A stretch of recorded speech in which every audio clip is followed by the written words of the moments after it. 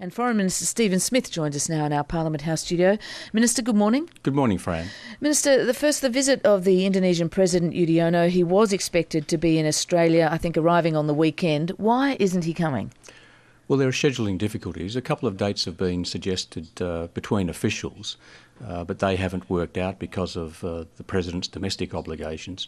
Scheduling difficulties always arise when you have these state visits. We've made it clear to the President there's a standing invitation for him to come to Australia. Now, it may well be he comes before the end of the year, but I think more likely, because we want him to address both houses of Parliament, that it'll be in the first half or the first quarter of next year. But I've had discussions with my counterpart, Foreign Minister Natal, about this. He made it clear to me when I spoke to him first up at APEC that there were scheduling difficulties and it may not be possible for the President to come this year. Because these sorts of visits usually aren't a last-minute thing. The opposition says the President's no-show exposes cracks in the Australian-Indon relationship, driven primarily by the standoff over the Oceanic Viking. Well, sometimes you see overstatements and sometimes you see massive overstatements, and I think the opposition on this matter should just quietly calm down. There was no official announcement by Australia or Indonesia that the visit was on, and that's because discussions were continuing. And it is a very, very long bow to make the suggestion that because of scheduling difficulties there's any wider problem. Our relations with Indonesia are very, very good. They're first class, and I've made the point repeatedly in the course of the government's time in office that we inherited a good relationship with Indonesia from our predecessors. It wasn't always the case, but at the time of the handover to the current government, relations with India were very good, and they've been taken to a new level, and both Australia and Indonesia acknowledge that. I know that you had talks with your Indonesian counterpart in Singapore during the APEC meeting. The Prime Minister also met the President briefly on the sidelines. Have the Indonesians given you a deadline to get the Oceanic Viking out of their waters? No, I've spoken on a number of occasions to my counterpart, both at APEC on a couple of occasions. We had dinner, and after we spoke about the depth and breadth of the relationship, we spoke about this issue. We both intend to be, as we've made clear, patient about this. We want the remaining 56 people on the boat to come off in a calm and peaceful way so that their processing can start in Indonesia. Why is it proving so hard to get the last 56 people off? Well, because we don't want to, as we've made clear, we don't want to force them off the boat, nor does Indonesia. As my colleague, the Immigration Minister, has made clear, that in the past we've seen very bad examples where people have tried to push, where we've seen incidents of self-harm.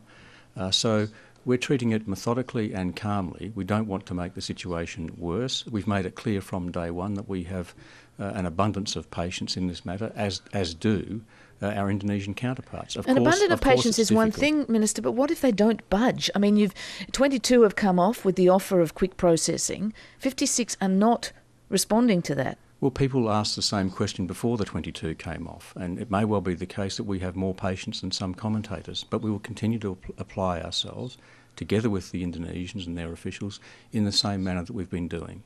So what are they being offered now? What is the offer on the table for those 56 aboard to try and convince them to get off that boat? Well, it's not so much an offer. We have made it clear to the people on board the boat what the agreed arrangements are between Australia and Indonesia so far as processing and resettlement is concerned. That's been made clear after extensive discussions between Australia and Indonesia, and those arrangements remain in place so far as Australia and Indonesia are concerned, and we continue through our officials on the boat to urge those people to peacefully come off the boat to enable their processing in Indonesia through the United Nations High Commissioner for Refugees to commence. The PM came under some heavy pressure in question time yesterday over whether the 22 asylum seekers who have left the Oceanic Viking were given any special treatment, offered any special deal. The PM denies a deal, but let's be honest here, who else gets such speedy resettlement? Well, we've made it clear that these arrangements are as a result of extensive discussions between Australia and Indonesia. Chris Evans, the Immigration Minister, has made it clear that over the last 2 years he's been in discussion with Indonesia about timetabling for assessments and resettlement. But no one gets resettled within 4 to 6 weeks. I'm not saying it's a bad thing, but it's unusual. Well, these are special circumstances of a search and rescue operation. I think it's important that people return to that point. We rescued these people on the high seas. We agreed with Indonesia to take them to Indonesia, and now we've agreed with Indonesia the timetabling for assessment and processing, and we continue to urge the people on the boat to come off so that that processing can occur. So it is a special deal because they were special treatment. It's the special circumstances of a search and rescue. This was a search and rescue in Indonesian waters. Indonesia couldn't effect the search, couldn't effect the rescue. They asked us to assist. We did, obviously, which was the right thing to do. And as a consequence of that, it was agreed that the Oceanic Viking would take them to Indonesia. So it is a special, almost unique circumstances of a search and rescue in Indonesian waters, Indonesian search and rescue waters, and we want this to conclude as a search and rescue operation. Minister, you were in Sri Lanka late last week. What concrete proof is there that the Colombo government can or will stop people smugglers leaving their shores with boatfuls of asylum seekers? Well, just as we know there are large numbers of displaced people in Sri Lanka, and we know that that is potentially causing large numbers of movements from Sri Lanka, so that is occurring across the region from other countries, whether it's Afghanistan, Pakistan, border area or other areas. So we're dealing with large numbers of displaced people. We know we have a difficulty, which was one of the reasons that I went. We signed a memorandum so far as greater cooperation on people smuggling matters is concerned, but importantly, we also had extensive discussions about how Australia can help and how the international community can help get those displaced peoples out of the camps and resettle them, but also urging the Sri Lankan government to make sure that there's a political reconciliation, that there's a healing, so that all people in Sri Lanka believe they have a role to play in the country's future. It's very important that Sri Lanka wins the peace, not just win a military battle. What about reports that the Sri Lankan Naval force was really not interested in stopping the boats? In fact, they were turning a blind eye because they don't mind if these people leave Sri Lanka. Did you address that? Well, I was with the chief of their navy as part of the discussions I had with Foreign Minister Boglagama and also the President, and the cooperation between the Sri Lankan Navy and Australian authorities is very good, and the Vice Admiral of the Navy made it clear he wanted that cooperation to be enhanced. So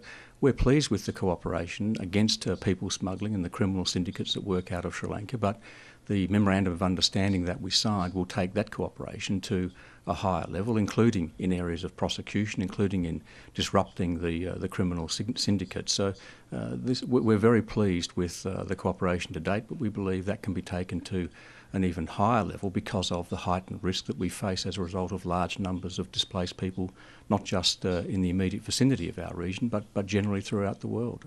It's 11 minutes to 8 on breakfast. Our guest this morning is Foreign Minister Stephen Smith. Stephen Smith, reports that Indonesia is talking about deporting the 130 asylum seekers still aboard another boat in the port of Merrick back to Sri Lanka without processing. Have you talked to them about this? Would you support that? Well, I haven't had a conversation with my counterpart about that, and I've seen those reports.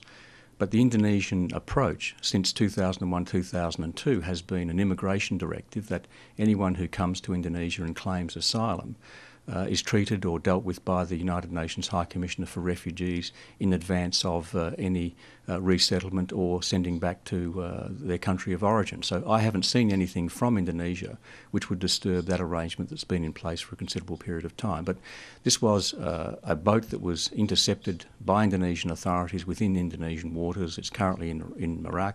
It is a matter for the Indonesian authorities, but as I've said, I've seen nothing which would indicate a change from that long-standing procedure which the Indonesians adopted 2001-2002. Foreign Minister, to climate change now. US President Barack Obama is making his first visit to China. China and the US are the real keys to climate change, aren't they? Only Hu Jintao and Barack Obama really have the power and the wherewithal to deliver a climate change agreement. Are you heartened by this visit then? Well, I'm heartened by the visit of Barack Obama to North Asia. In the course of the last few days, he's been to Japan, to China. He's on the way to South Korea, to Seoul, and of course he was at Singapore for APEC.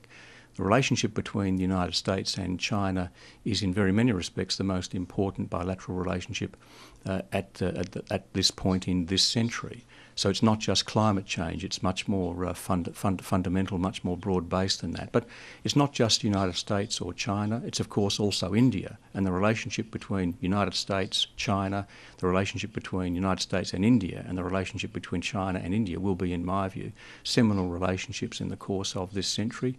They're very important, all three countries, to a good outcome at Copenhagen.